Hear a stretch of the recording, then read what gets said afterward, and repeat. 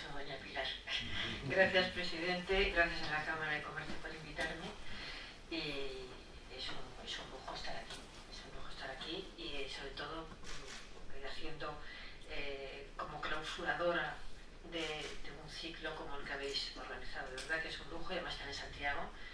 Y bueno, de verdad que me encanta que me hayas invitado. Por eso no lo dudé cuando me llamasteis hace un par de meses aproximadamente. Tengo que hablar de estabilidad de gobierno y de estabilidad económica, y antes de nada tengo que hacer una confesión, que es que cuando me llamaron, me dijeron, cuando me llaman de Santiago, y además la Cámara de Comercio, que es el papel que hace en Santiago y en la economía, dije que sí. Y cuando me dicen que lo que tengo que hacer de economía, si yo no soy de economía, yo sé lo justo, pues sé como los titulares, un poco más, porque he estudiado en los últimos años, a raíz de todo lo que en la vida política estaba tan condicionada a la economía, pero yo de economía sé para una tertulia de periodistas como yo, pero no para debatir con un economista. Y entonces, pues, es que yo me habéis pillado un renuncio, he dicho que sí, pero yo de economía no sé suficiente como para dar una conferencia, sobre todo a una gente como la que está aquí hoy, en la que parte de los invitados pues pertenecen al mundo económico, al mundo empresarial. Y entonces se nos ocurrió, pues eso, hablar de estabilidad económica muy supeditada a la estabilidad política en cualquier país, porque yo de lo que sé es de economía, perdón, es de política, es que llevo 40 años de información política. Sin embargo, pues antes de preparar la charla, pues he intentado informarme un poco más de cómo había afectado la inestabilidad de gobierno a los índices económicos y a nuestra vida, porque al final de cuentas nuestra vida depende siempre de la economía y de la calidad que nos puede ofrecer la sociedad y los gobiernos. Y me quedé sorprendida porque yo pensé que un año sin gobierno activo, sino un gobierno en funciones con sus iniciativas absolutamente supeditadas a la Constitución, que no pueden tomar ninguna decisión que suponga una modificación en los presupuestos generales del Estado, en este caso eran los anteriores, pues evidentemente estaba muy atado de pies y manos. Pero sin embargo me encontré con la sorpresa de que yo pensé que nos están amenazando, esto es una catástrofe, el que no haya presupuestos, el que no haya techo de gasto, la política territorial, nos vamos a hundir como en el gobierno cuanto antes. Bueno, pues en el mes de agosto resulta que dan una cifra que dice que hay un 54% más de inversiones extranjeras en España en este año de gobierno en funciones que el que había el último año de gobierno en activo, cosa que me pareció verdaderamente asombroso.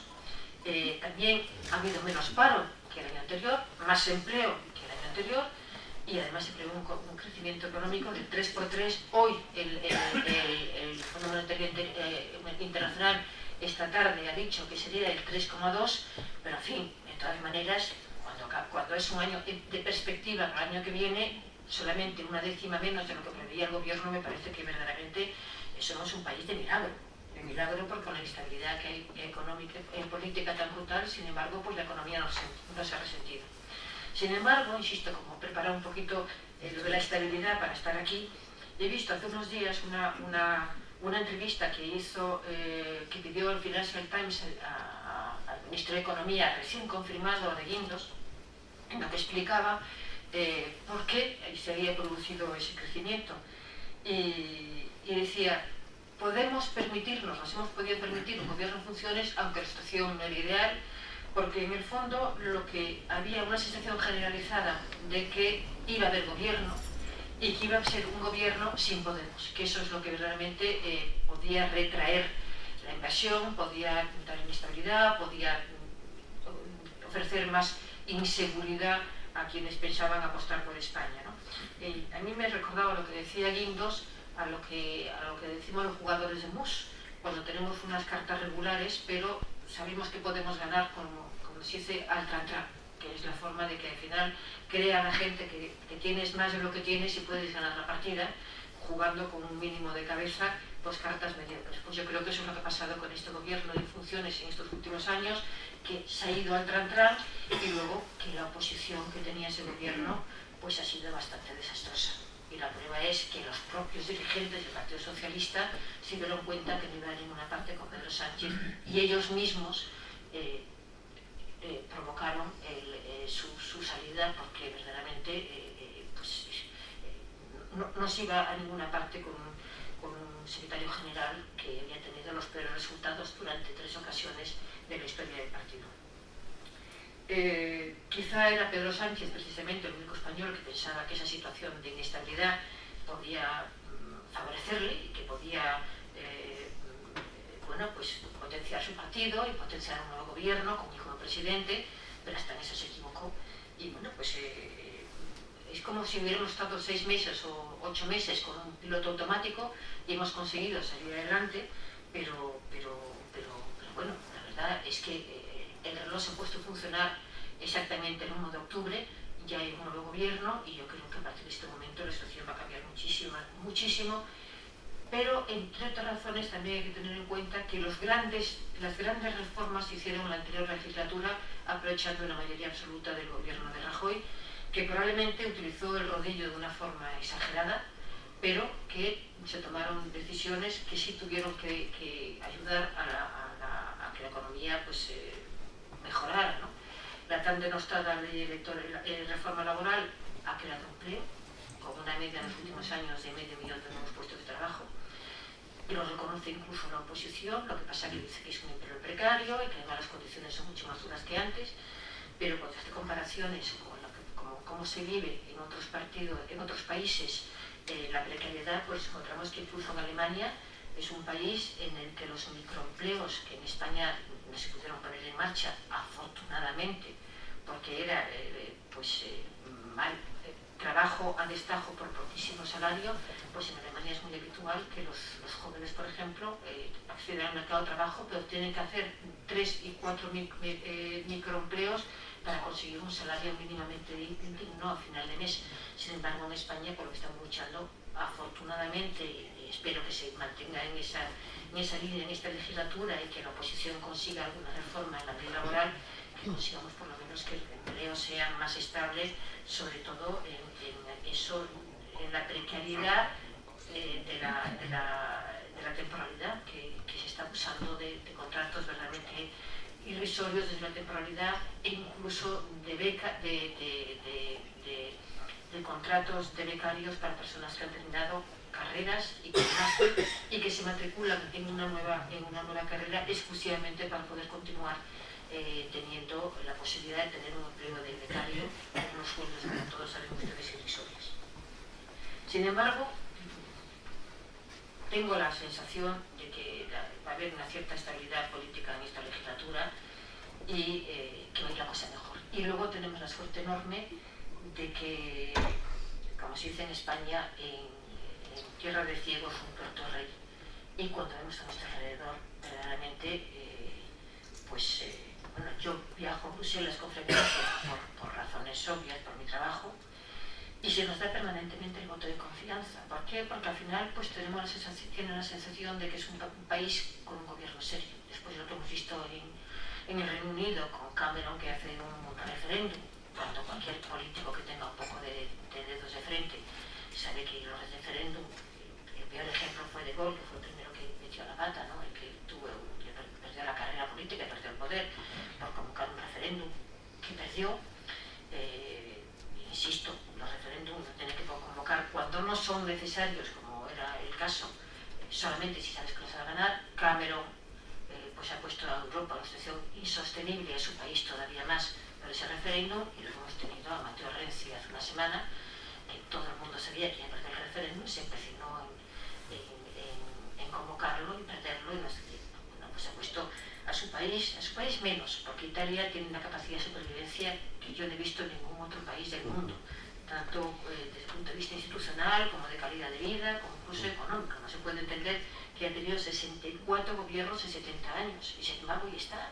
Y todos vamos a Italia, y es un país en que la gente sonríe, se queja muchísimo, pero viven, felices, y desde luego con una calidad de vida que parece que quisieran muchos países que están económicamente mucho más estable. A mí lo que me chocaba era antes de las elecciones que veía a Guindos muy tranquilo. El mensaje que se transmitía siempre es que era un desastre lo que podía ocurrir, que si no teníamos un gobierno antes del 15 de octubre nos iban a poner en Bruselas 1.000 millones de multas por no presentarnos el informe presupuestario antes de esa fecha, y que además se nos iban a congelar 1.100 millones más de fondos estructurales. Y sin embargo veías a Guindos, ministro en funciones, y estaba tan tranquilo, pero tan tranquilo.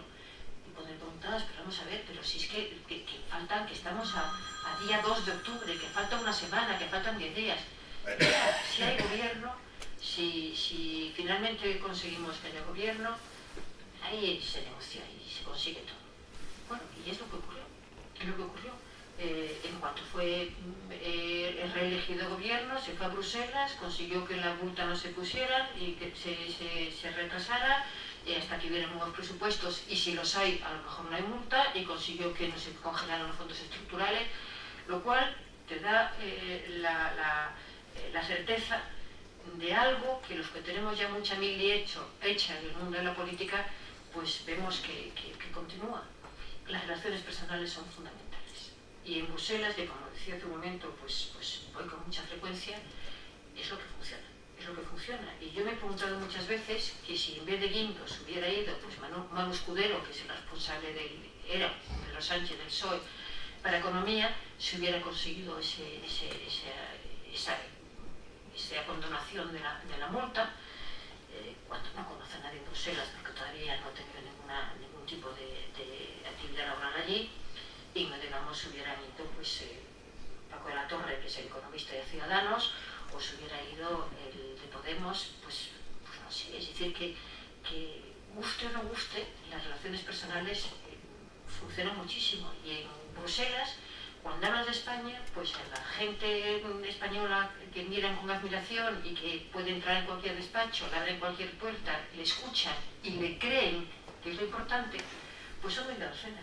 Son las dos hermanas de Palacio, es decir, Loyola de Palacio y Ana Palacio, Íñigo Méndez Vigo, que no nos podemos imaginar cómo tiene el listón de alto allí, es Miguel Arias Cañete, a pesar de todas sus dificultades que ha tenido en sus acusaciones de corrupción, si ha sido elegido comisario, es por el predicamento previo que tenía en el mundo de Bruselas, y es por supuesto Borrell, por sí mismo, porque es verdad que fue presidente del Parlamento Europeo, pero había otros presidentes del Parlamento Europeo, como por ejemplo Barón, y no ha tenido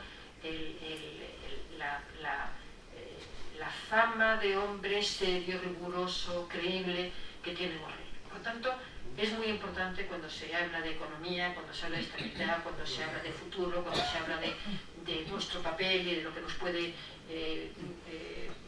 cómo nos puede Bruselas solucionar determinadas situaciones complicadas, saber quién va a ser el interlocutor que van a tener los comisarios europeos y no digamos el presidente de la Comisión. Y afortunadamente pues el hecho de que estuviera Guindos allí pues ha sido clave para poder seguir adelante. Dicho esto, de lo que sé es de periodismo político y sé de política, por tanto me dejo ya de hacer disquisiciones económicas que en algunos casos pues las he vivido muy de cerca, pero en otras pues me toca más de refilón, pero insisto, he tenido que estudiarlas. Pero lo que quiero insistir más, porque es lo que me muevo más, con más tranquilidad y con más seguridad, porque lo que conozco es pues qué nos espera este país, porque la política al final de cuentas es lo que decide el presente y el futuro de este país, ¿no? ¿Y cómo veo la situación hoy? Pues yo no la veo mal, yo tengo esperanza. Y quiero explicar por qué tengo esperanza. Tengo la fortuna o a lo mejor el defecto de que estoy convencida de que lo mejor para España es el bipartidismo. Pertenezco a una generación que ha vivido toda la transición, yo viví ya con sentido común y incluso ya empezando a trabajar los últimos años del franquismo y toda la transición hasta ahora, y no tengo la menor duda que los mejores 40 años de la historia de España han sido los 40 años que se han transcurrido desde la muerte de Franco hasta ahora, y que han sido 40 años gobernados por dos partidos, PP y PSOE, aunque antes era UCD, que podría ser lo que ahora es el PP, aunque existía Alianza Popular, pero la verdad es que aquella Alianza Popular de Fraga está mucho más a la derecha de lo que está ahora el Partido Popular, y el CDS de Adolfo Suárez, bueno, fue realmente irrelevante. Él como un CD sí, pero como CDS fue relevante.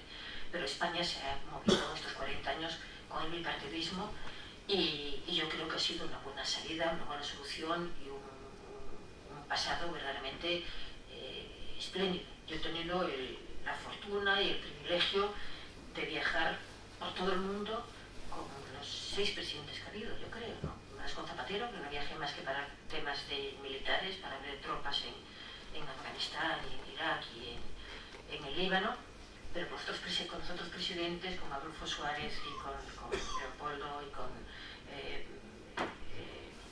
Aznar y Felipe González, he viajado por todo el mundo, y con Rajoy tampoco, con Rajoy como presidente tampoco, pero esas visitas, bueno, es que o sea, ¿cómo recibían los presidentes españoles? Es que era emocionante. O sea, yo soy muy llorona, lo reconozco, pero aparte de los presidentes he viajado con el rey. Y ver al rey de España en el año 77, en el Parlamento, la Cámara de Representantes y el Capitolio en Estados Unidos, con la gente en pie, aplaudiéndoles a rabiar, homenajeando al hombre que había puesto en marcha la transición. Bueno, es que era tal orgullo que es que se me saltaban las lágrimas, pero para mí, pero la mitad de los que estábamos en la tribuna de prensa. Entonces, cuando hemos vivido eso, pues yo no dejo de pensar que este barullo que tenemos ahora con estos nuevos partidos, con los independentistas, con estos que salen Podemos lleno de círculos, y además están dando las lecciones de todo todos los días y no saben nada de nada, pero de nada, y además éticamente deja mucho que desear, y no digamos su falta absoluta de experiencia, sus iniciativas que son de pura palabrería, es que no lo hacen con ideas que no las ponen en marcha ni un chaval de 15 años, porque claro, es que la ignorancia puede ser un grado en política, porque tú prometes todo lo que se te ocurre prometer sin saber cuáles son las consecuencias o cómo se financia o de dónde sacan los medios para poder tomar esas iniciativas, ¿no? Me parece una tragedia para España, y espero que poco a poco la gente sea consciente de lo que significa. Y entonces pienso que cuando digo que tengo esperanzas, porque yo creo que en esta legislatura, probablemente entre esta y la siguiente, pues los dos partidos, los que yo creo que son los partidos serios, con experiencia, los partidos de gobierno, los partidos que se han dado de pecho por España, pues que vuelvan a tener el voto de los españoles para ser los dos partidos que gobiernen, y además alternándose, que creo que eso es muy bueno para este país. Es bueno y es sano para España y para los propios partidos. Está bien que pasen de vez en cuando a la oposición y luego de nuevo al gobierno, y que luego haya partidos minoritarios, pero esto de que haya un partido que amenaza con ser el segundo y que va a gobernar. Yo cuando veo aquellas declaraciones de Pablo Iglesias presentando aquel equipo de gobierno, bueno, es que se me abren las carnes de pensar que esa gente podía estar al mando de España y traernos las soluciones a un país que en aquel momento estaba en una situación tan crítica. Los 4 partidos que en este momento están funcionando, yo creo que se van configurando, que los dos grandes son, al final de cuentas, los que van a salir adelante. Yo creo que Sánchez ha sido una gran decepción. A mí personalmente, yo siempre digo que he tenido llevo 40 años en política, porque sé bastante, me he equivocado poco. No es un tema de intuición, es tener datos, y con Pedro Sánchez me equivoqué rotundamente. Siempre cuento que a mí me llamó Pepe Berranco hace 3 años para decirme: quiero que conozcas a este chico, va a ser el próximo secretario general. Y pues, no lo conozco de nada, como es el secretario general, que ya verás como sí, es estupendo, acaba de entrar en el Congreso como diputado, pero ya verás cómo va a hacer un papel, no podemos seguir como estamos con Zapatero, que llevaba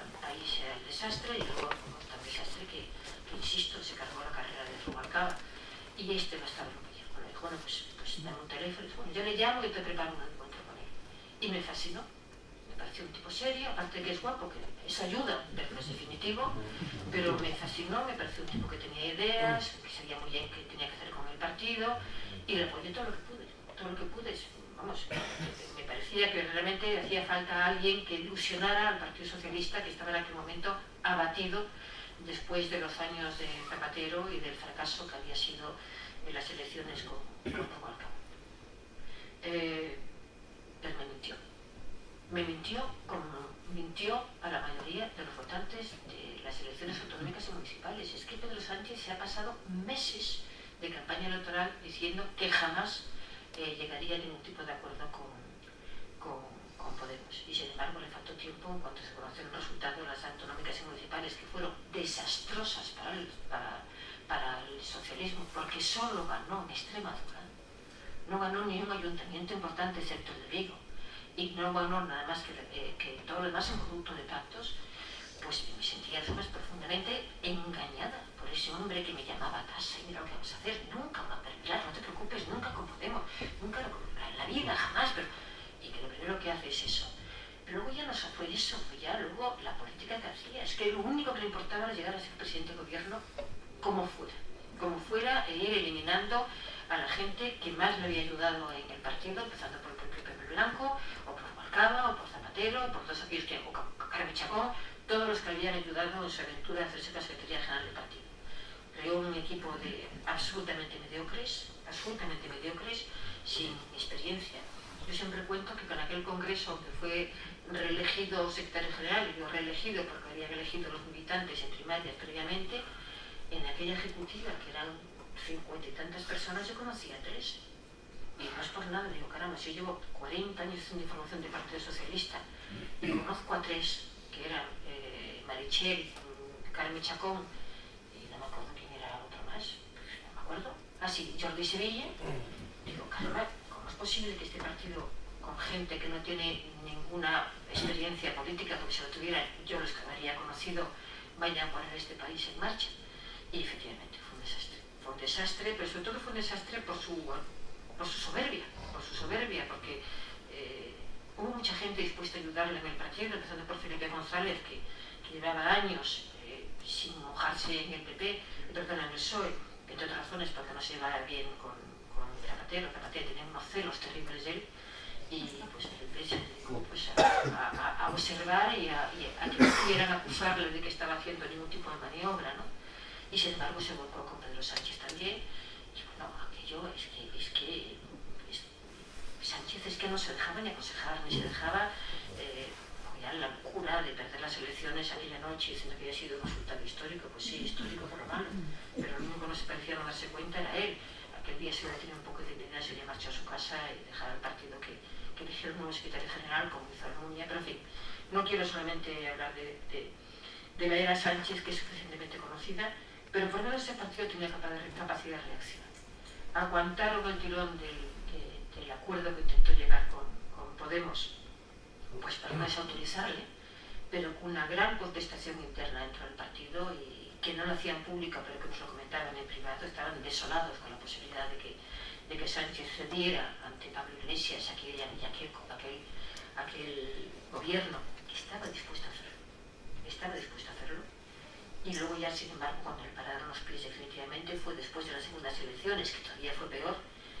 Se encontraron con que estaba negociando bajo cuerda con los independentistas catalanes, porque lo único que quería era ser presidente de gobierno, y todo lo demás no le importaba. Y bueno, no hace falta que cuente lo que ocurrió en aquella famosa reunión del Congreso del Comité Federal del Partido, pero eso puedo dar como ejemplo, que fue realmente penosa, que el otro día, con Chimo Puig, el presidente de la Generalitat de Valencia, me decía: Pilar, lo que ves contado no es nada comparado con lo que de verdad se vivió en aquella noche. El pucherazo de las urnas, los llantos, hubo gente que casi llevó a las manos y tuvo que superarlos, fue un desastre. Sin embargo, bueno, hay una gestora, yo creo que está en manos de una cabeza un tipo sólido, como Javier Fernández. Hay muchos problemas internos, muchísimos, pero se está visualizando un sentido de Estado que había desaparecido en el Partido Socialista. Y pongo un ejemplo. Antonio Hernando es de los tipos más serios que hay en el Partido Socialista, de los más serios. Tiene una trayectoria como parlamentario verdaderamente impecable, de trabajador, de estudioso, de coordinar, negociar, de llevarse bien con su oposición, es decir, con los otros partidos. Es un tipo verdaderamente que vale la pena. Y a mí, yo no entendía ese empecinamiento, el no es no, el no es no, el no es no, que a cualquiera con dos dedos de frente se le entendía que era mejor lo que decían Felipe, lo que decía Susana Díaz, lo que decía Fernando, Javier Fernández, lo que decía Fernández Vara, que decían lo mismo: vamos a la oposición y hacer una oposición durísima, durísima, después de apoyar la investidura, y vamos a intentar recuperarnos desde la oposición durísima, pero haciendo una oposición que aparezca otra vez el PSOE con sentido de Estado. Bueno, no quiso de alguna manera Pedro Sánchez, que hemos conocido, y me chocaba que Antonio Hernando estuviera también en esa posición, porque insisto, así como otros no, pero Antonio Hernando me parecía, del equipo de Pedro Sánchez, me parecía lo mejor que había. Y cuando a los 3 días de la defenestración y a él le confirmaron como secretario, como portavoz parlamentario, le pregunté, estaba verdaderamente desolado por todo lo que había ocurrido y estaba con mal cuerpo por el hecho de haber, pues bueno, se había pasado el enemigo para Pedro Sánchez, ¿no? Que vamos, es que no os podéis imaginar las cosas que dicen los sanchistas, lo más suave que llaman de rata, la parte de traidor, y él lo sabe. Y me estaba apuntando y dice, no, para mí es tremendo, voy a congreso y la mitad de mis compañeros miran para otro lado como si yo fuera transparente. En la calle hay gente que llama traidor, gente que no conozco. Y dice, pero a mí al día siguiente, el famoso Comité Federal, me llamaron Pedro Sánchez, me llamaron Javier y Susana, y me dijeron que quería que fuera diputada, siguiera siendo el portavoz parlamentario. Y yo les dije, no puedo. Yo soy el que ha defendido el no en la investidura, y yo no puedo, en las dos investiduras, la investidura de Rajoy, no puedo. Y lo siento, me marcho, me quedo como diputado de a pie, pero no puedo, y yo soy un hombre de Sánchez siempre, y la gente no se va a creer que yo ahora diga lo contrario. Y entonces le dijeron, dinos, y más le dijo, os recuerdo que yo he dejado, dimití como portavoz ayer, igual que hicieron el portavoz en el Parlamento Europeo y hicieron el portavoz en el Senado. Entonces le dijeron, en el Parlamento Europeo tenemos el cambio, es decir, se ha ido esta chica que no conocía a nadie, Mariano, una diputada jovencita que no conocíamos nadie, pero que yo estuve de diputada pues 2 meses de portavoz. Dice, está Elena Valenciano, está Ramón Jauregui, está Pepe Blanco, es decir, que se puede buscar a alguien como el diputado serio en el grupo para que se haga cargo de la portavocía. Y en el Senado, con Óscar López, pues pasa lo mismo, es decir, se puede ir perfectamente con el portavoz, porque tenemos a todos los expresidentes regionales, de gobiernos regionales, que son ahora senadores, y cualquiera de ellos puede ser, desde Marcelino, el aragonés, ahí están todos, está Joan Lerma, están mis ministros, está realmente el grupo en el Senado es muy bueno. Dice, pero dinos quién puede ser portavoz de mi congreso. A ver, ¿quién puede ser portavoz de mi congreso? Efectivamente, es que el grupo parlamentario está laminado. Unos porque no han entrado en las listas, porque Pedro Sánchez creía que valían más que él y por tanto no los quería tener cerca. Sabéis que hay 2 tipos de políticos: los que se rodean de los mejores porque piensan que así él sale revalorizado también, o los que se aprovechan, buscan mediocres para que él quede mejor que todos ellos, ¿no? Bueno, pues Pedro Sánchez lo que hacía era mucho mediocre. Y entonces dijo, Sánchez, no vamos a admitir te vamos a aceptar la dimisión, y vete pensando en un argumento para defender que hay que abstenerse, y que luego evidentemente vamos a hacer una oposición muy dura contra Rajoy, pero hay que abstenerse. Y cuando me contó todo esto, fue 3 días después de la meditación, y le dije, bueno, ¿ya has encontrado la justificación? Y dijo, sí, ya la tengo. Y además no tarda mucho tiempo en encontrar cómo voy a explicar el cambio. Y yo, ¿cómo lo vas a hacer? Y dice que hay que pensar en España.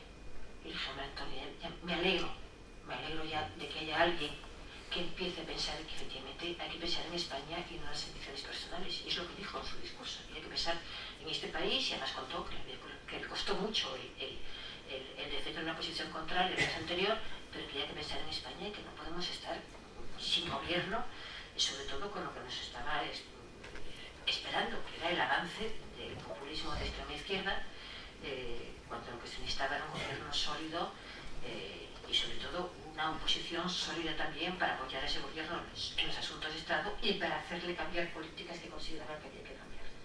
Por lo tanto, el Partido Socialista, yo creo que se va, estoy absolutamente convencida de que vamos a ver su resurrección. No sé con qué secretario general o secretaria general, pero está teniendo una actitud completamente distinta. Ha recuperado muchas de las caras que estaban perdidas porque Sánchez las dejó en la cuneta, y bueno, yo creo que ahí no tiene fácil su congreso. Sánchez va a intentar enredar, pero le están saliendo malas cosas porque están apareciendo bastantes plataformas contrarias a la gestora, pero que anuncian automáticamente, pero no somos de Sánchez. Y de hecho ha tenido 2 actos hasta ahora que a él le han parecido fantásticos, asombrosos. Uno en Chirivella, en que tuvo 1.500 militantes, y otro el otro día en Asturias con 700 militantes. Hombre, yo he cubierto todas las campañas del PSOE y mítines del PSOE durante 40 años. Llevar al secretario general o a alguien que aspira a ser secretario general 1.500 militantes, llevando autobuses incluso desde Madrid, pues tampoco es tanto. Yo creo que me contaba el otro día una Margarita Robles que se está pensando, que se da cuenta de que no tiene unos apoyos suficientes para ganar las primarias.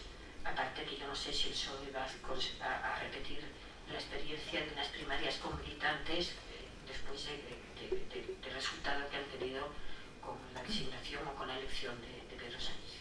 Eso en cuanto al Partido Socialista.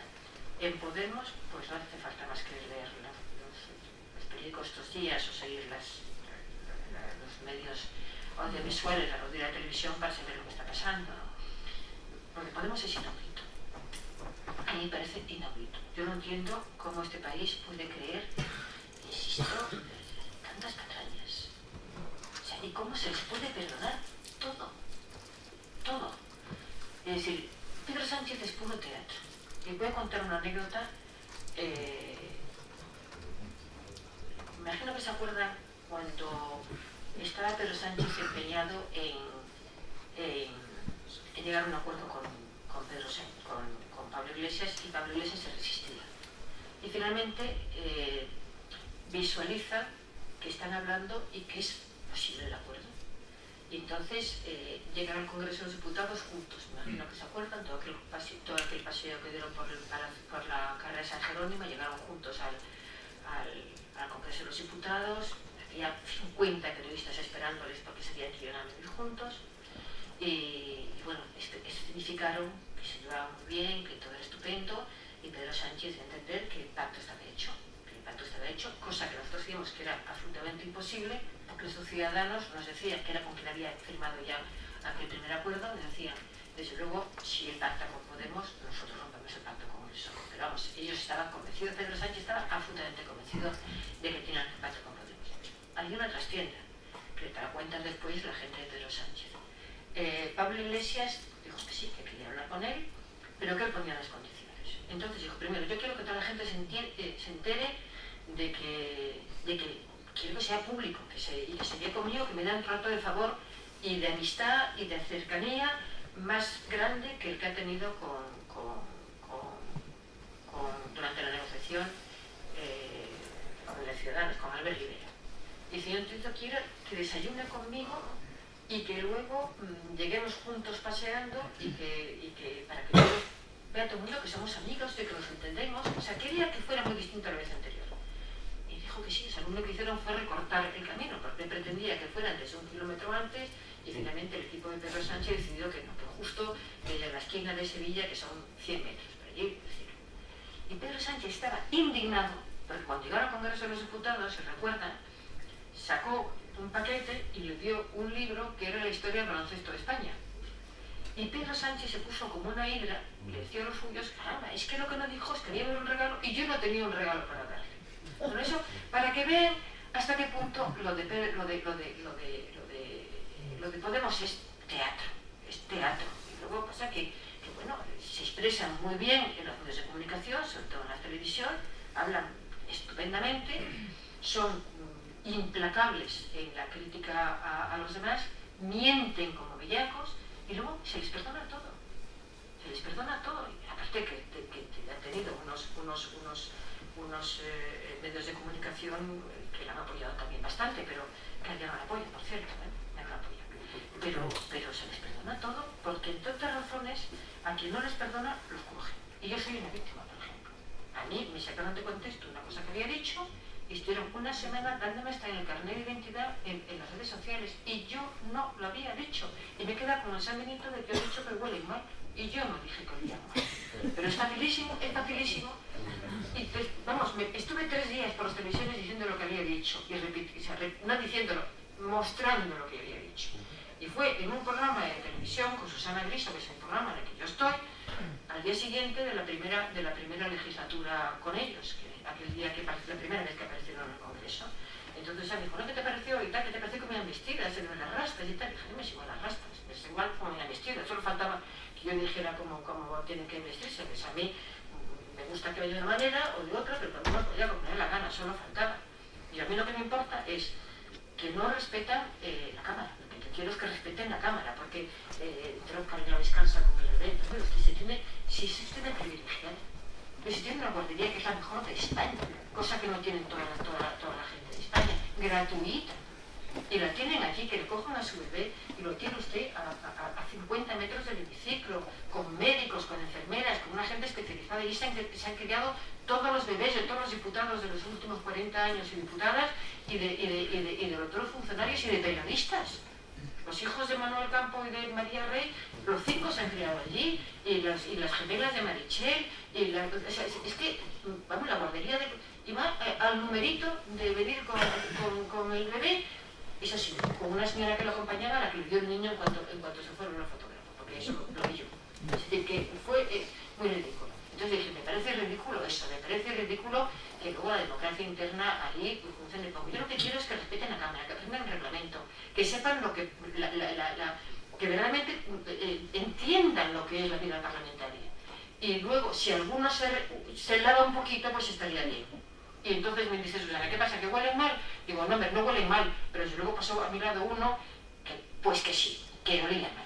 Bueno, pues ya, mirar Cernuda, los diputados habremos y dicen, mire usted, yo no he dicho eso. O sea, me importa un cuerno que diga que imponen su criterio como les da la gana, que yo quiero que tenga más democracia interna, que yo quiero que respeten la vida parlamentaria, que sepa cómo funciona la vida parlamentaria. Es que no se han estudiado ni el reglamento del Congreso. En la legislatura esa pequeñita, en la legislatura tonta, como llamamos algunos, de los pocos meses, cuando se convocaron las elecciones, hay que nombrar lo que se llama la Diputación Permanente, es decir, el número de diputados o senadores que continúan activos por si hay que hacer una cosa de tipo urgente. Y bueno, son que siguen activos y la mayoría de los partidos quieren estar ahí no solamente porque siguen cobrando salario, sino porque además toman decisiones. Bueno, y Íñigo Errejón fue como una pantera a quejarse a la presidencia, a la mesa, porque no habían metido a ninguno de los diputados, a ningún diputado de Podemos en la Diputación Permanente, que son 20 y tantos. Y entonces le dijo a la mesa, pero tú lo has pedido. Y dice, ¿cómo que lo he pedido? Dice, ¿tú has pedido tener representación de tu grupo en la Comisión Permanente? Y dice, pero había que pedirlo. Pues claro, es que no se llama ni el reglamento. Si no lo pides, no estás. Es decir, hasta ese punto, pues no tienen ningún respeto por lo que es la vida parlamentaria. Por eso son una gente. Y luego, ¿cómo utilizan las cosas? Es decir, es que todo lo que ellos hacen se les perdona y a los demás. Lo que ha pasado con Ramón Espinar, no hay por dónde cogerlo. Un hombre, su padre era diputado socialista, que conocemos todos de muchos años, y luego se fue a Caja Madrid de consejero. Compran a su hijo una vivienda a la que no tenía derecho porque no vivía en Alcobendas. Compra vivienda de protección oficial, con el dinero que le da el padre, porque él era estudiante, y lo vende a los tres meses más caro de lo que había comprado, cuando no vivió nunca en ella, que era obligatorio, y por supuesto no se podía vender hasta que no pasara determinado tiempo, y además tenía que venderlo. O sea, eso es corrupción moral, se mire como se mire, y la corrupción moral muchas veces es mucho más grave que la corrupción de quedarse con unos euros, sin ninguna duda. Pero como es Ramón Espinar, punta en boca, y encima se mueve Pablo Iglesias para que le hagan secretario regional del partido, por cierto, acumulando 3 cargos en Podemos, como diputado regional, más senador, más responsable regional del partido. O sea, diputado más responsable regional, más senador. ¿Y nos tenemos que quedar callados? Pues no, pues yo por lo menos no me callo. Claro, me dicen de todo menos bonita por las redes sociales, que los manejan como Dios de bien, ¿no? O lo que ha pasado con Echenique. O sea, Echenique cobra como sueldo de eurodiputado, cobraba porque lo ha dejado para hacerse cargo de la relación del partido, en torno a 9.000 euros, es lo que cobra uno de un diputado. Parte como salario y el resto dietas, es decir, dietas que evidentemente no cotizan fiscalmente, o sea que es un pedazo de salario. Y tenía un hombre cuidándole, pagándole 300 euros al mes, 24 horas al día, y sin darle de alta a la seguridad social. Y cuando se le recrimina, dice, no, este es un problema del sistema. Digo, no, del sistema no, de usted es un inmoral. Bueno, ¿y tenemos que tragarnos todo esto? Bueno, pues yo no quiero, y lo que rezo, lloro, suplico y haré todo lo que esté en mi mano para que crezca el PSOE y estos señores se vayan a su casa lo antes posible, porque son una laca para este país, sinceramente, lo digo sinceramente. Y bueno, por eso espero que el PSOE crezca, que va a crecer y volverá otra vez pues ese bipartidismo que yo creo que yo tenía en España, ¿no? Está Ciudadanos, evidentemente, que es la gran incógnita, porque yo no sé qué va a pasar con ellos. Es un partido de aluvión que nació por el declive y el desprestigio del Partido Popular y por el declive evidente de UPyD. Es un partido en el que muy pocos de los dirigentes solo han estado en ese partido por primera vez, muy pocos, ni siquiera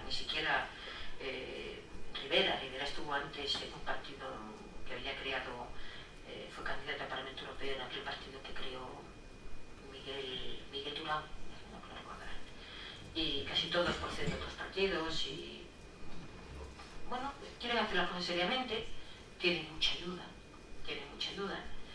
pero se han equivocado, estratégicamente se han equivocado, entre otras razones porque no tienen ninguna experiencia, ninguno de ellos tiene experiencia ni siquiera como concejal, ninguno. Y por supuesto tampoco como diputados. Han tenido un gran éxito en Cataluña, de hecho son el principal partido de la oposición, pero se han equivocado en bastantes cosas. La primera fue en aquel acuerdo con el Partido Socialista, que evidentemente decepcionó a gran parte de sus electores. La prueba es que en las segundas elecciones perdieron muchos votos. Y la segunda es que en esas Arrimadas, que prometía mucho, pues ahora está teniendo unos tintes nacionalistas en Cataluña que a su partido está desconcertando, y no digamos a sus votantes. Entonces ahora está también, como luego llegó al acuerdo con el PP, que era un buen acuerdo y que les permitía ponerse muchas medallas, incluso las que no les correspondían, porque los 150 artículos que pactaban, más de 100 estaban en el programa electoral del Partido Popular, pero en fin, el Partido Popular no le importa nada que se pusieran todas las medallas que quisiera con tal de poder tener los 156 creo que escaños que sumaba con ellos, ¿no? Porque además Pedro Sánchez, y lo contó Felipe González, de esa manera que lo contó Felipe González, si viene Rajoy con 170 escaños, yo no puedo no permitir que gobierne. A Rajoy le había dado a entender lo mismo. Y de hecho yo lo conté en el mes de julio, porque me lo contó alguien a quien se lo había contado Rajoy. Es decir, que él estaba en principio en esa posición. Pero claro, lo de Ciudadanos en este momento pues no sabemos muy bien cómo va a funcionar y si puede convertirse en un partido muy afín al PP y que incluso puede formar algo parte del PP, o bien si el PP se viniera abajo, pues Ciudadanos podría recopilar un voto de centro-derecha. Eso es la gran incógnita. Pero por lo que estoy viendo en estas 3 semanas que tenemos ya de Cortes, Rajoy sabe lo que tiene entre manos. Yo siempre digo, no, lo digo desde estos últimos días, cuando nosotros vamos, Rajoy está de vuelta. Está llegando a acuerdos con el PP, con el PSOE, que parecían insólitos hace solamente 15 días, y que sin embargo son los acuerdos que la gente sensata del PSOE siempre decía que se podrían pactar con el Partido Popular y sin embargo ser implacables en otro tipo de decisiones, ¿no? Ahora está con la reforma laboral, ha conseguido el pacto con el techo de gasto, con la financiación autonómica. Yo creo que va a ser una legislatura apasionante.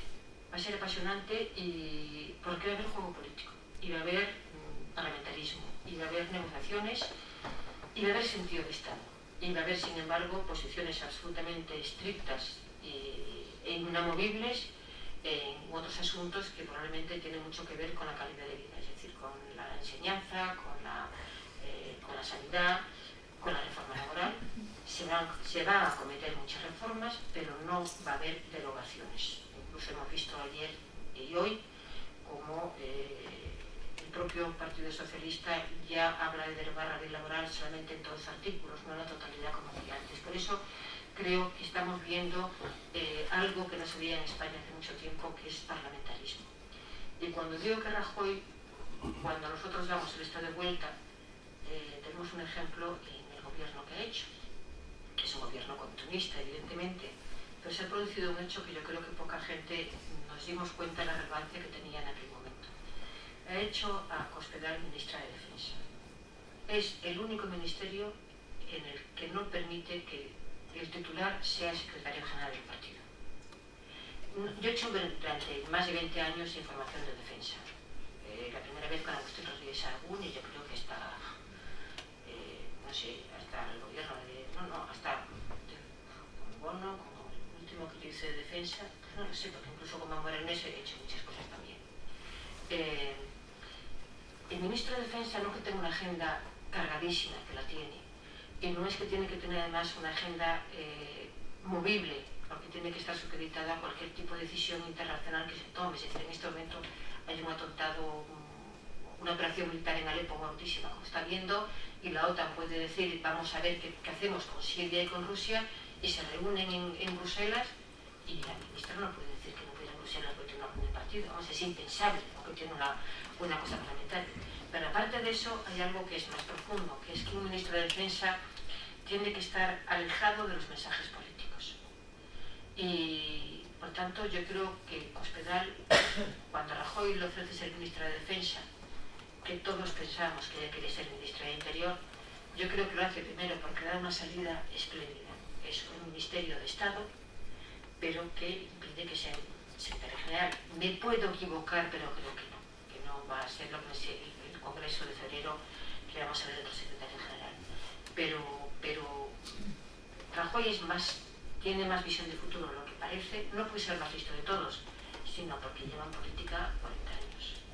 Y claro, y ha estado en todo. Ha sido concejal, presidente de la Diputación, consejero, vicepresidente de la Junta, secretario general del partido, líder de la oposición, ministro 5 veces, vicepresidente y ahora presidente. O sea, es que sabe más que todos nosotros juntos y en nuestras familias. O sea, que se sabe de política, sabe una barbaridad, y tiene enfrente a un PSOE en el que están empezando a aparecer ya con despacho encerrado. Ya tienen despacho encerrado. Algunos de los que estaban en segunda fila, pero que en este momento de nuevo tienen mando en plaza, o por lo menos están interviniendo en las decisiones del partido. Pepe Blanco ya tiene despacho cerrado, el Navarro Serra tiene despacho cerrado, Valeriano Gómez tiene despacho cerrado. Es decir, gente que tiene mucha experiencia de partido, de política, de negociación y de relaciones con los otros partidos. Por tanto, yo veo un PSOE en este momento disperso, pero con un núcleo sólido que yo creo que se va a hacer con el partido finalmente, porque hay gente ahí verdaderamente con muchísima experiencia detrás.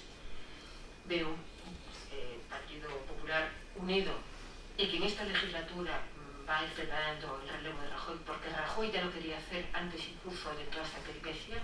Ya en el primer mandato le decía: el siguiente mandato, si soy presidente, tengo que poner en marcha el relevo. Y aquí hay que pensar en nombres. Y yo veo dos nada más. Veo a Alberto Núñez Feijóo y veo a Soraya Sáenz de Santamaría, y con más papeletas para Núñez Feijóo, porque tiene un predicamento en el partido muy superior al que tiene Soraya en el partido. Soraya no es mujer de partido, es mujer de gobierno. Y Núñez Feijóo se le ve como hombre de gobierno, con la experiencia que tiene en Galicia, y además como hombre de partido. Se le quiere mucho en el partido. Y por tanto yo veo que lo que decía al principio, que estoy esperanzada en el futuro, porque soy del plan antiguo y me gusta el bipartidismo, y veo a los dos partidos que me gustan pues haciendo bien los deberes, pues yo creo que mis esperanzas no son infundadas. Y dicho esto, gracias, y respondo a las preguntas que me quieran hacer, pero de política, por favor.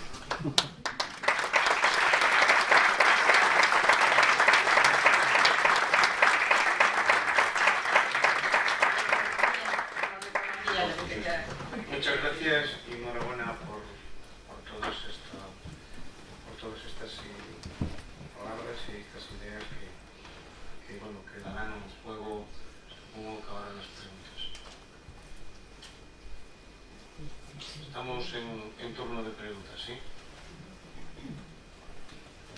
Primero, gracias por haber sido tan abierta. No es frecuente escuchar a un periodista hablar con esa naturalidad de algo que por otra parte debería ser, la naturalidad de la política.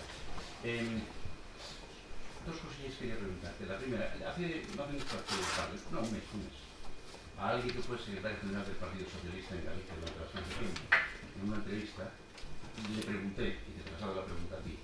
Él me contestó que, según su opinión, y lleva casi 40 años en el Partido Socialista, incluso en la Ejecutiva Nacional, que él consideraba que para que el Partido Socialista Español volviera a ser alternativa de gobierno harían falta como mínimo 2 legislaturas. Naturalmente una de ellas sería la pasada. Esa sería la primera pregunta para ti, si estás de acuerdo con él. Y la segunda es, ¿cómo es posible que, teniendo la estructura de partido que ha tenido históricamente y lo que ha representado en la transición española el Partido Socialista, en las dos últimas elecciones a secretario general, y lo voy a decir, no es un insulto, como diría Gregorio Marañón, es un diagnóstico, ¿cómo es posible que hayan llegado los dos más idiotas a ser el secretario general del partido, habiendo las cabezas que hay?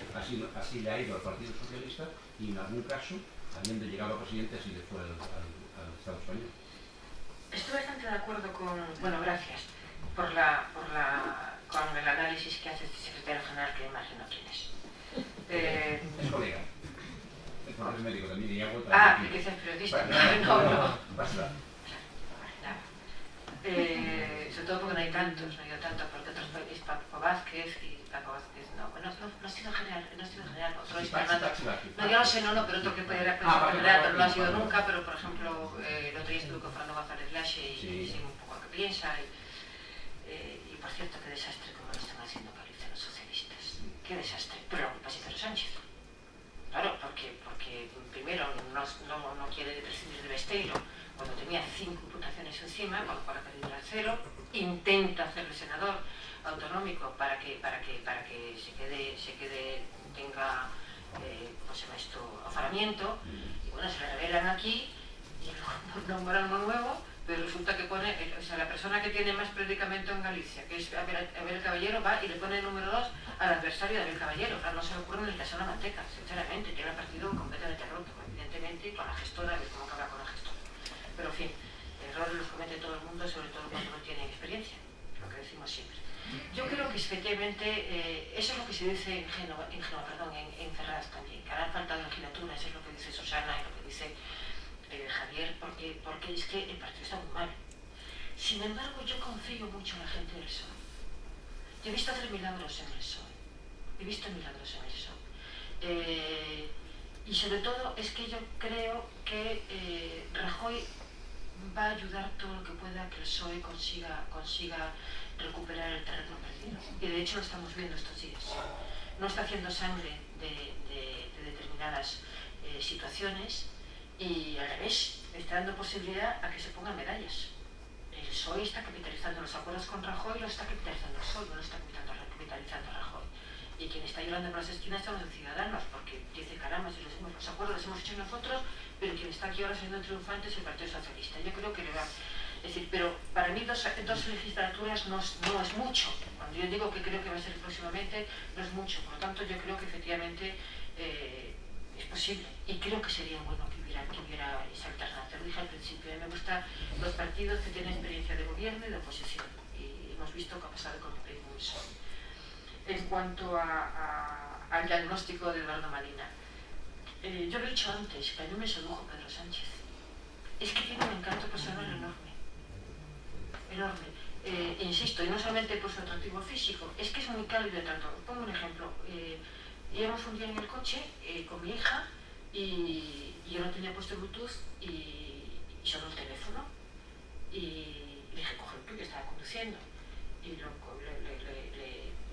cogió y le dijo, soy hija de Pilar, y le dijo, soy Pedro Sánchez. Y entonces ella empezó a hablar con ella, le preguntó, no sé qué más, y le dije, Julia, dile que en cuanto consiga ya una gasolinera me paro y le cuento. Y hasta que llegamos allí estaba charlando con él, me decía, es encantador. Y dice, pues es encantador. Y en aquel momento todavía no lo conocía, o sea, no era, todavía no era secretario general del partido. Dice que es un hombre, entonces yo entiendo que los militantes pues se hayan encandilado. Además, un hombre que coge su Peugeot, el suyo, se va por todas partes, dormía en la casa de los militantes, que era no solamente un acercamiento, sino también decir, oye, que a mí no me paga el partido para que yo haga la campaña, frente a un Eduardo Madina, que es más brillante que él, pero que Eduardo Madina es muy distante. De trato es muy distante. Hay un dato curioso de Eduardo Madina. Cuando fueron las primarias, él las perdió en el País Vasco y en el grupo parlamentario, que es donde más le conoce. Y es buen tipo Eduardo Madina, pero tiene un carácter muy distante. Y Pedro es que es encantador. El Pedro malo, el Pedro soberbio, vanidoso, que no escucha, aparece mucho después.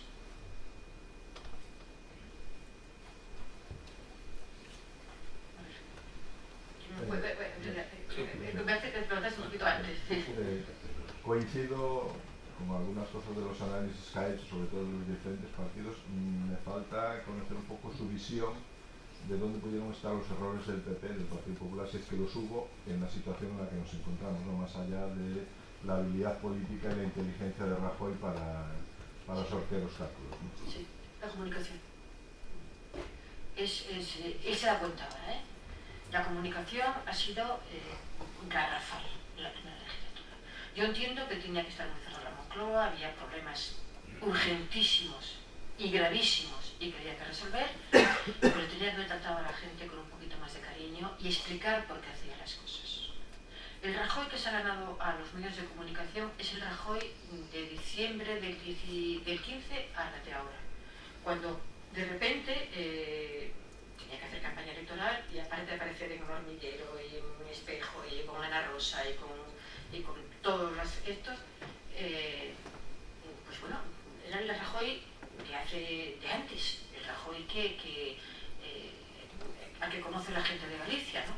Que es un Rajoy mucho más cercano y la gente se sorprendía. Voy a contar una anécdota curiosa.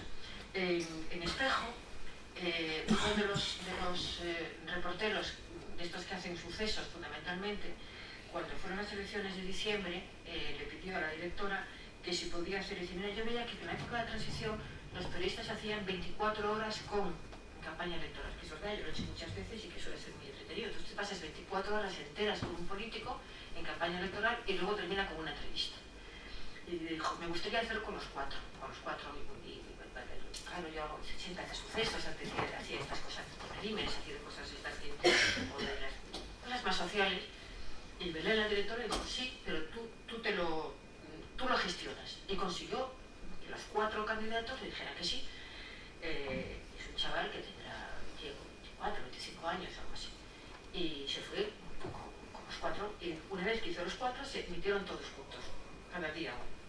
Y cuando terminó, le dije, ¿cuál te gustó más? Este es un chaval que yo siempre le he visto cercano a Podemos. Y dice, ¿cuál te gusta más? Y dice, Rajoy. Y yo, bueno, Diego, ¿cómo puedes ser Rajoy? Y dice, hija, es que me ha encantado como es él. Mira, me ha tratado como si me conociera de toda la vida, me ha dejado participar en todo, porque los demás me tenía como de observando. Dice, y este no, yo iba en el coche con él, yo estaba con él, charlaba conmigo, dice, y nada que ver, dice, pero lo más curioso, Pilar, es que el último que hice fue Pablo Iglesias. Y le dije, y cuando terminé la entrevista, dije, bueno, ya es la última, y ya ya vamos a montarlo y a emitirlo. Y me dijo Pablo, ¿y de los 4 cuál ha sido lo que más te ha gustado? Y le dijo Diego, Rajoy. Le dije, no se lo dije, convencido a Rajoy. Y le dice Pablo Iglesias, es que Rajoy que es un crack. Dice Pablo, ¿qué? Pablo, Diego. Y le dice, mira, es un crack. Dice, yo cuando lo he conocido, dice, es que no lo podía creer. Dice, la primera vez que le fui a ver, que fue cuando terminó para cuando aún era presidente con la mayoría absoluta, dice, nada más llegar, me dice, bueno, tú y yo, no tenemos nada que hablar. Dice, pero creo que te gusta mucho el fútbol. Dice, estuvimos 1 hora y media hablando de fútbol, hablando de música, hablando de todo. Dice, es un crack. Bueno, pues, pero esa Rajoy aparece por otra parte. Y yo creo que ese ha sido un gran problema, no solamente Rajoy, sino de los demás. Aquí hemos visto gente de ministros muy distantes y sobre todo lo del rodillo, las mayorías absolutas son... Mira, menos la primera legislatura de Felipe González, de mayoría absoluta, que fue muy buena, y se hicieron las grandes transformaciones de este país, que fue la transformación industrial, se abrió la energía de Gibraltar, se devaluó la peseta, se tomaron importantísimas medidas. La segunda ya fue distinta, y desde luego la segunda de Aznar fue un horror, y Zapatero, que también mejoró la segunda el resultado. Los rodillos son muy malos, y Rajoy lo ha utilizado de forma implacable, sin explicar el contenido de las leyes que aprobaba. Aprobó leyes importantísimas contra la lucha contra la corrupción, importantísimas, y la gente no las conoce, porque no se ocupa de eso. No, está primero, sí. Buenas tardes. Yo quería preguntarle, parece que usted nos ha comentado aquí un poco cómo una alternativa al gobierno de Rajoy, posiblemente en Europa, nos hubiera llevado un poco a tener que pagar alguna sanción y demás. ¿Qué hubiera pasado si Podemos hubiera abstenido en ese pacto que Pedro Sánchez firmó con Albert Rivera?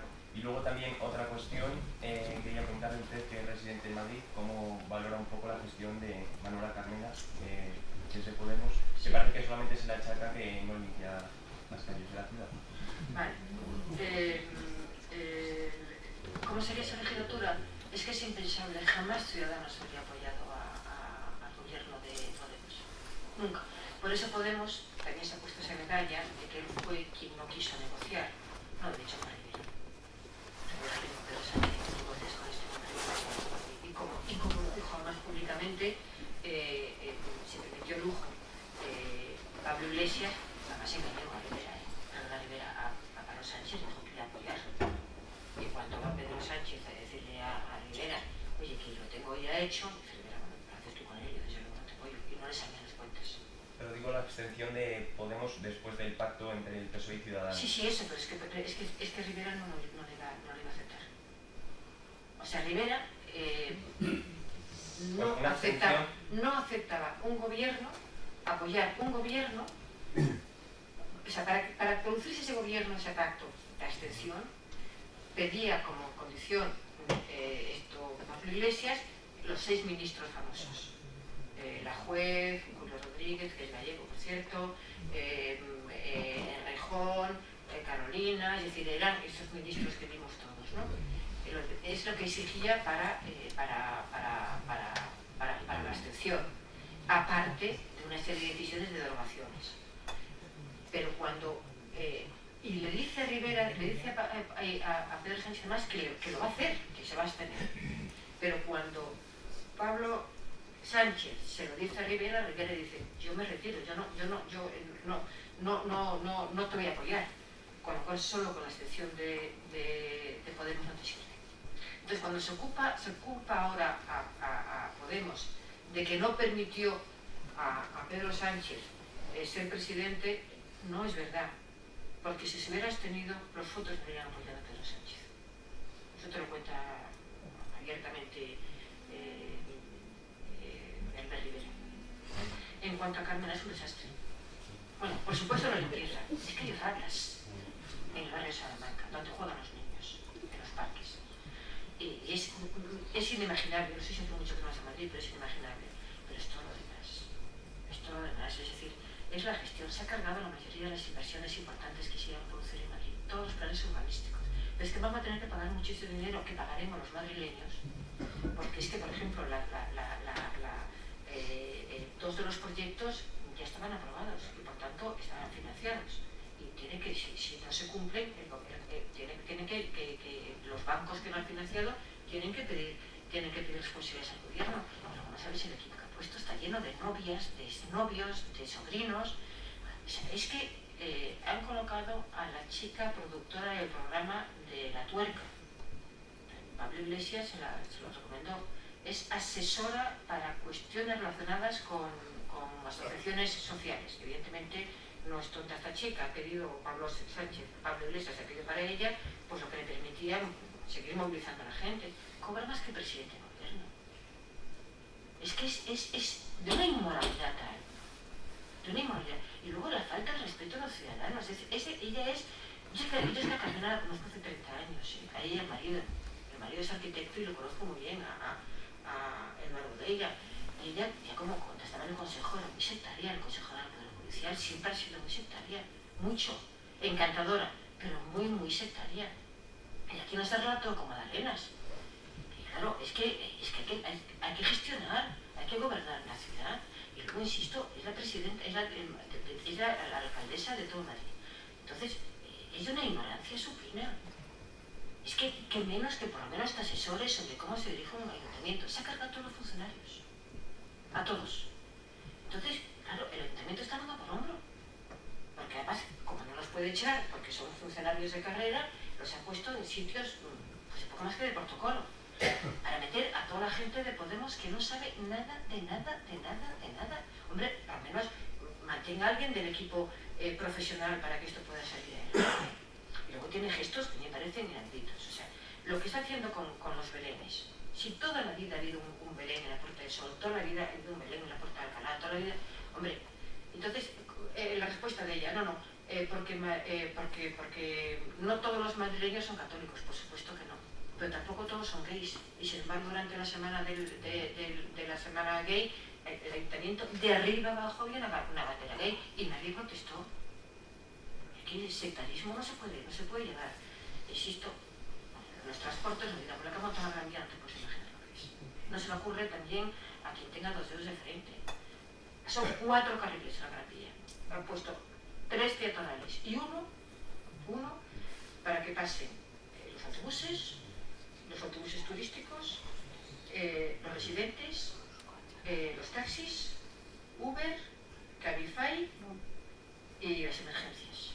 Pero los residentes tienen que demostrar que son residentes. Entonces, antes de entrar a la Gran Vía, hay una serie municipales que les piden el carnet de conducir, el carnet de identidad. ¿Sabes lo que es la que se ha organizado? Porque claro, es que toma una medida, pero sin tomar la fórmula para que eso sea fluido. O sea, todos hemos visto, voy a poner de ejemplo Bilbao. Usted no puede comparar la Gran Vía de Bilbao con lo que es la Gran Vía de Madrid. Primero, no es la envergadura de Bilbao la que tiene Madrid. Pero segundo, es que la Gran Vía de Madrid es un eje fundamental de salida para Galicia, para Extremadura y para Andalucía. Es que no solo, vamos, insisto. Y además, cuando una ciudad corta una vía, busca las alternativas, pero aquí lo que ha hecho es bloquear las 2 alternativas posibles que había, porque tampoco se le ocurrió tomar medidas para que fueran más vías hacia donde se fuera, se trasladara el tráfico. No piensan. Yo recuerdo una noche que estábamos en la Brújula a las 11 de la noche. Oímos que en la SER está Manuela Carmena contándole a la noche a Ángeles Barceló, que estaba entonces, que el día siguiente a las 7 de la mañana se prohibía el tráfico en el centro de Madrid para los no residentes y que no se podía aparcar en la calle ni se podía entrar en Madrid y que no se podía aparcar en ningún sitio. por la contaminación. Y nosotros llamamos a la responsable de medio ambiente, Irene Sabanés, que yo tenía la mejor impresión de ella, la conozco hace muchos años, la mejor, ha sido diputada mucho tiempo de Izquierda Unida, maltratada por Izquierda Unida.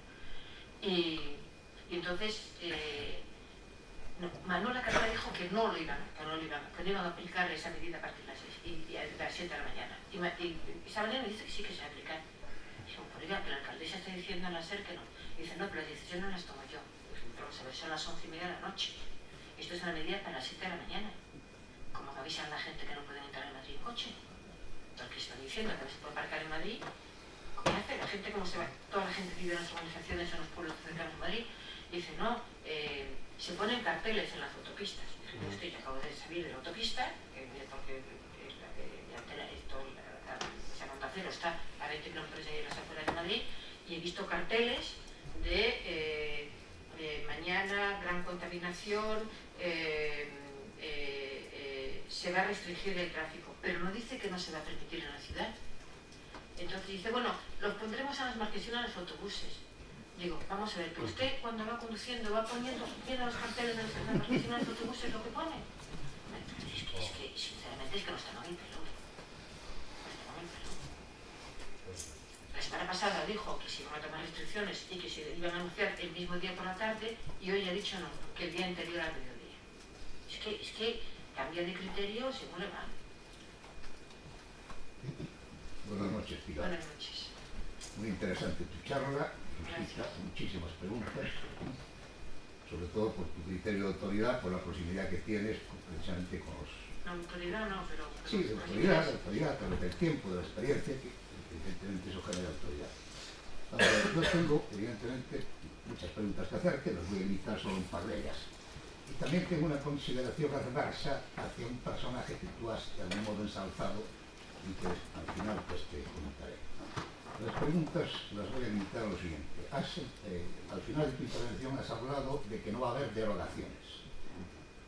Podemos entender que la ley de educación no va a ser derogada. Y ampliando un poco el concepto, si lo extendemos al tema de la Constitución, y quiero decirte que me ha sorprendido que no lo hayas citado en tu intervención, el tema de la eventual reforma, me gustaría saber cuál es tu opinión, es decir, si es necesario reformarla y en todo caso qué aspectos pues son necesarios reformar. En concreto yo soy, para que se me entienda públicamente, tengo la idea muy clara de que la Constitución necesita urgentemente serias rectificaciones. No una rectificación general, o sea, un proceso constituyente me parece una aberración, indudablemente, pero hay cosas que evidentemente es necesario rectificar. Entre ellas algo tan concreto como el Senado.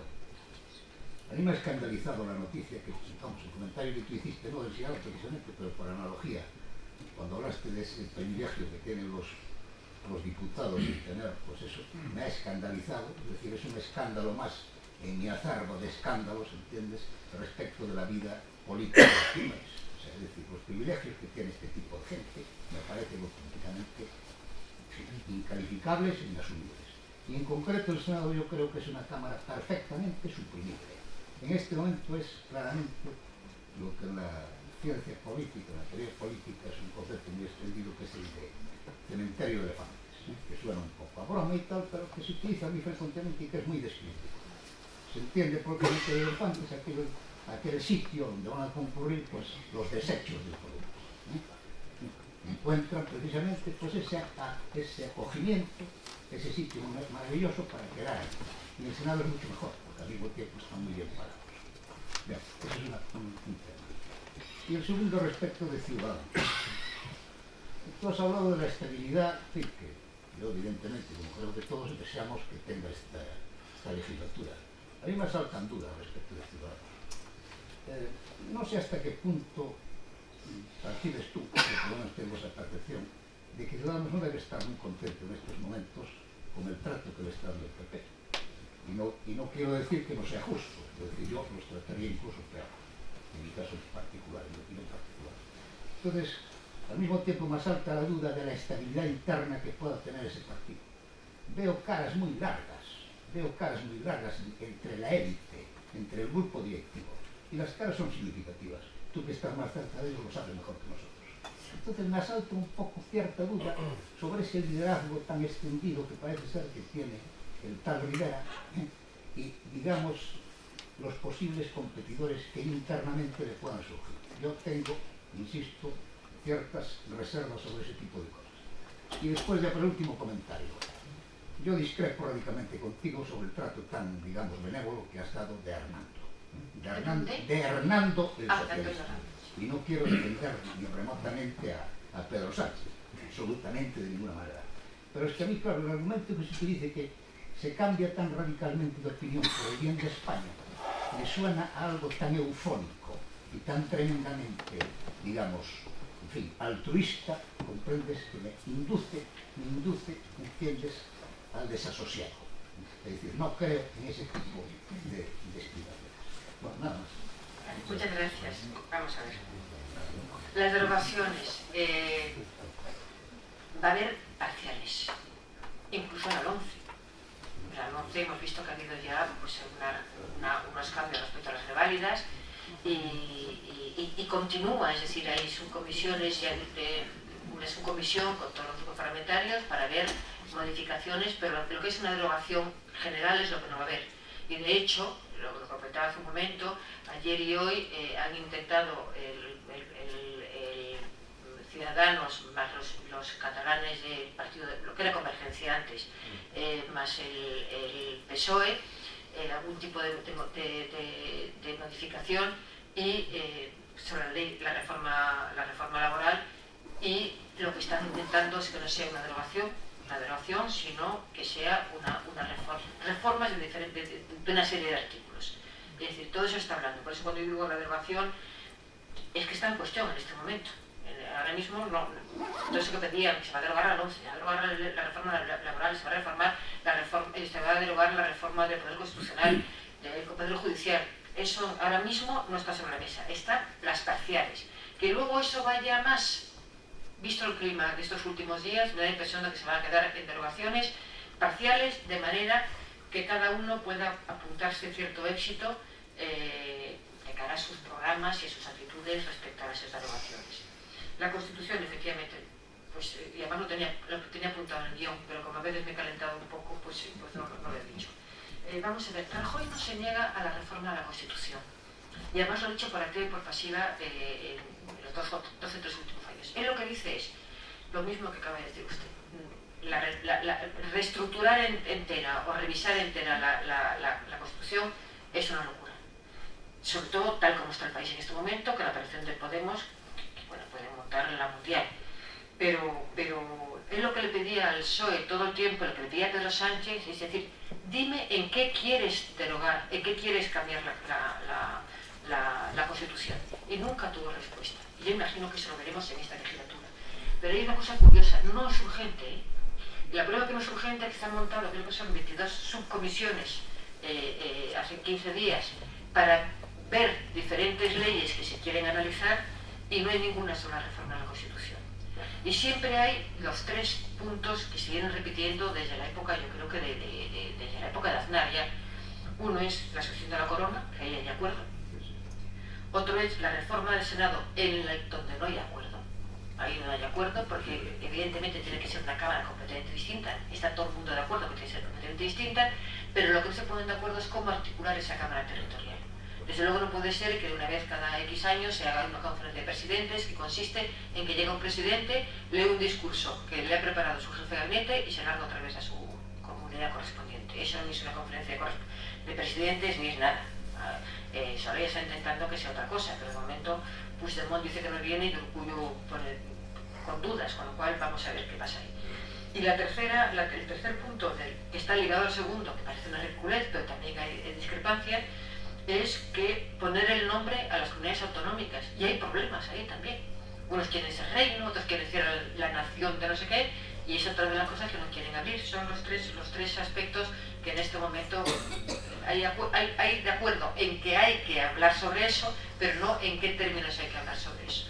Pero la impresión que tengo es que no va a ser, desde luego, en los 2 próximos años. No sé si al final de legislatura, pero insisto, no hay subcomisión para hablar de Constitución y hay de todo lo demás. Con lo cual yo creo que eso va a ir.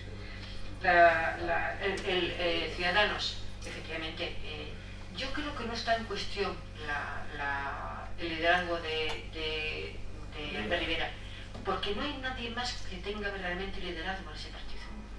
Hay dos segundos que son Girauta y Villegas, mucho mejor Villegas que Girauta, pero no son hombres de liderazgo. No cuestiona a nadie a Albert Rivera, pero yo ya lo he dicho antes, yo no le veo un líder con una estrategia política, con un discurso político. Su única obsesión ahora es apuntarse tantos. Y entonces está desolado él y todo su partido, porque resulta que los tantos los está colocando el Partido Popular, el Partido Socialista. De acuerdo con el Partido Popular, que quiere por lo que decía antes, prefiere que se los apunte el Partido Socialista porque quiere que se recomponga el Partido Socialista. En cuanto a lo de Antonio Hernando, yo insisto, es muy buen tipo, políticamente hablando y en lo personal, las dos cosas, de verdad que lo es. Yo quería hacer una pregunta, bueno, un poco también una reflexión en cuanto al tema de lo del bipartidismo. Sí. Yo también, bueno, a lo mejor es por la edad, yo considero que no hay blancos y negros, que puede haber muchos grises en el medio, sí. Que el problema es cómo se plantean los partidos. En cuanto a lo de Ciudadanos, yo personalmente no creo que sea un problema que vengan de otros partidos, porque creo que a lo mejor no estaban antes en Ciudadanos, porque Ciudadanos no existía. Entonces, si no nacen otros partidos, la gente joven, que es principalmente la que está votando esos nuevos partidos, supongo que entonces habrá que haber una reformulación de cómo funcionan los partidos tradicionales. No se puede sostener el bipartidismo tal como estaba, porque si no lo que se va a conseguir es que los menores de 30, de 35, de 40 se queden en sus casas. Entonces yo creo que son esas dos opciones: o dejamos surgir esos nuevos partidos, no seré yo quien defienda a Podemos, por ejemplo, pero sí dentro a lo mejor de unas líneas más tradicionales, pero sí ideas nuevas, o sí que hay que insistir en que ese sistema bipartidista se acuerde de los que tenemos menos de 40, menos... Tienes toda la razón, pero yo no digo que desaparezcan del mapa los otros partidos. Lo que digo es que yo quiero que haya dos partidos sólidos y que sean los que tengan la gestión de los gobiernos de la nación, apoyándose en unos y en otros, como fue la transición. En aquella época los nacionalistas, que no eran independentistas, pero se iban apoyando en ellos. Y lo hemos tenido, por ejemplo, un PID, tuvo su papel en su momento. Y, o sea, que yo creo que eso está perfectamente, vamos, sería un desastre que hubiera dos partidos nada más. Pero lo que sí, Ciudadanos tiene que madurar muchísimo. Y luego es verdad que hay algunas cuestiones que son muy incoherentes en Ciudadanos. Es decir, ellos, por ejemplo, decían, cuando apoyan a Susana Díaz, es porque ha ganado apoyamos al partido que gobierna. ¿De acuerdo? Es una acción y está muy bien, pero no queremos gobernar. Hombre, no, aquí empezando a asumir responsabilidades, ya está bien de no asumir responsabilidades, es que no asumir ni una sola responsabilidad.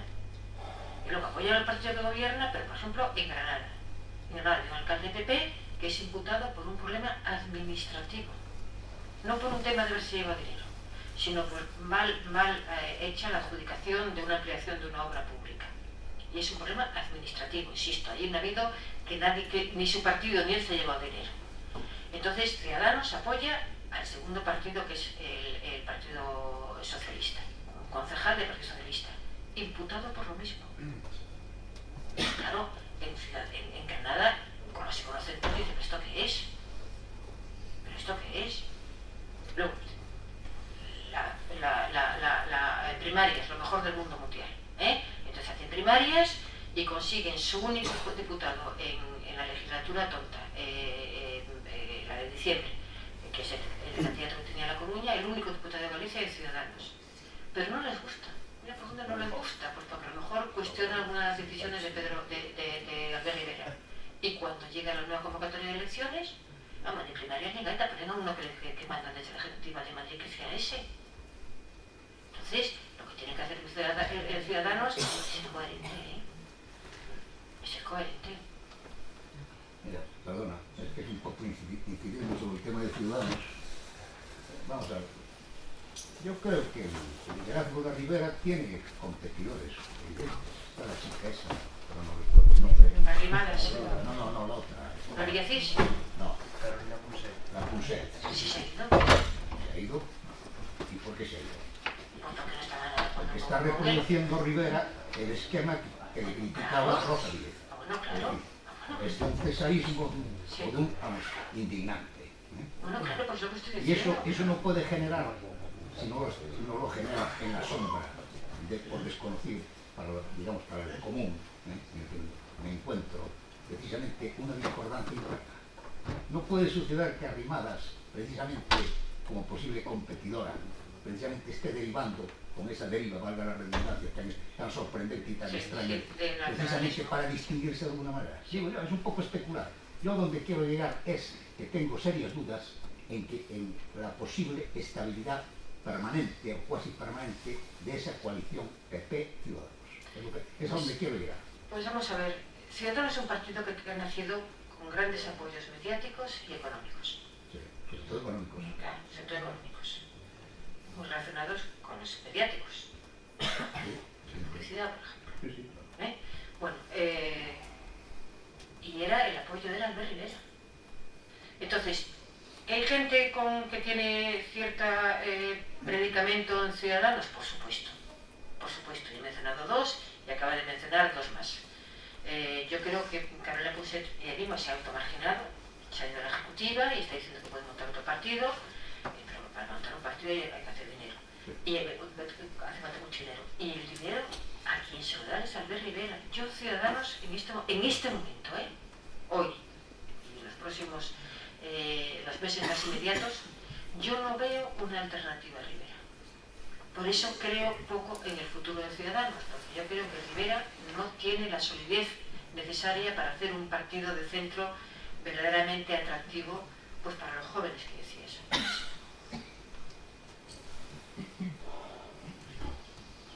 Aquí se tocaron muchos temas, pero hay un tema que no se tocó. ¿Qué está pasando ahora mismo en Cataluña? Pues es un horror. Pues es un horror.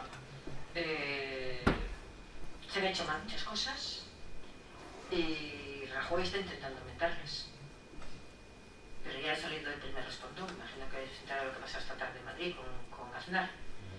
Entonces ha nombrado a Soraya para que, sin saltarse ni de broma determinadas líneas, evidentemente ese socialismo para nada, referéndum para nada, está buscando algún tipo de fórmula de acercamiento, pero Puigdemont está en el monte, pero hay que estar atentos a Oriol Junqueras. Oriol Junqueras está hasta las narices de la CUP, pero a Puigdemont, quien le ha hecho presidente, es la CUP. Junqueras está teniendo buena sintonía con Rajoy y con Soraya para intentar buscar una fórmula. Él pertenece a un partido independentista, sin ninguna duda, es que el Republicano de Cataluña es el partido independentista por excelencia, mucho antes de que apareciera la CUP y que aparecieran estos dos movimientos allí, pero por lo que me cuenta gente que está hablando ya con él, gente de Cataluña, no Soraya, él ya se conforma, él está jugando a ser el próximo presidente de la Generalitat y además lo va a ser. Él lo que quiere ya es que busquen, él se olvida del independentismo, pero que busquen una fórmula para vender el que se renuncie al independentismo y que puede ser una mayor cuota de autogobierno, a lo mejor una reforma fiscal específica para Cataluña, es decir, algo con el que pueda salvar la casa. Pero eso está en proceso.